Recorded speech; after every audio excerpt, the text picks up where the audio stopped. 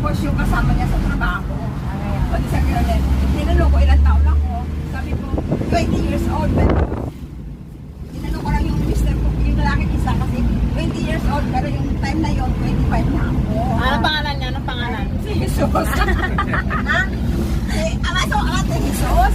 Magkapangalan pa ang asawa natin eh. Oo, at tapos ang ano na, nakala niya, totoong 20 lang ako.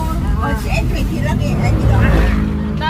Nabudol mo. Oo, nabudol-budol ko siya. Nagkapuya dyan, hindi man na, nakikinig lang pala sa istorya nyo. Sumingit din yung sa hindi nakatiis.